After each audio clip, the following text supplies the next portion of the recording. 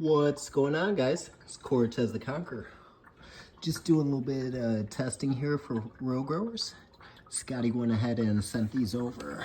Now what this is the real bucket system, which is, I guess you could say, like a passive hydroponic system.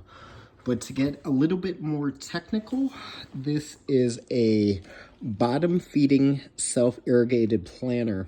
The one thing that's really nice about these is that it has this reservoir system.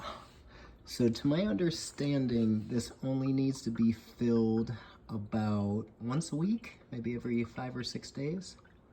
I'm sure it's dependent on what stage you're in. If you're in veg or flower, obviously your plant's gonna have a little bit different thirst. This is what's going on the bottom here. You see it's got a float valve to regulate exactly how much water goes into this control bucket. And then from there, it passes through these tubes here. Everything pretty much came put together already. I think it only took me about maybe 5 or 10 minutes to get this going. Like, all of this hosing was connected, so all I really had to do was pop these grommets in here and then pop the connectors. So 1, 2, 3. Pretty simple there. The one thing I am doing here, kind of a trust but verify type of thing, I just want to make sure that my water level is pretty good. That way, you know, just make sure that the float valve adjustment didn't get moved around as far as like the settings and like shipment or anything. They were nice enough to send these packages of grow dots too. So that's 1, 2. I have the feed that I need for this first cycle here. This lid actually goes onto the reservoir. That way you don't get any debris in there. I also think that there is some type of science involved there as far as pressurizing the system to make sure that both of these fill up to the desired height, which according to Scotty and through all the research that I've done is 2 inches. 2 inches from the bottom of the bucket. Do a little finger measure. What will we say this? It's about 2 inches right there. Yeah, I'd say that's pretty good. About 1.5 inches, 2 inches.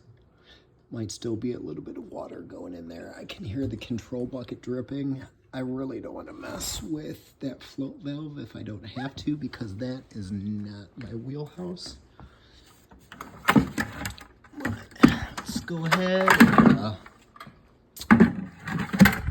see how this bad boy looks all put together. These go in there like that, and then just find them. It also gets these net cups as well.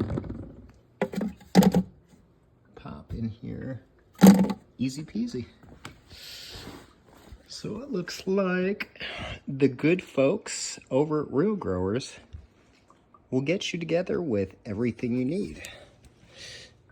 If you were trying to run some type of system like this, now this does use a Konqueror, which I forgot to mention, and they're saying that the best option for this at the moment through testing is just straight cocoa.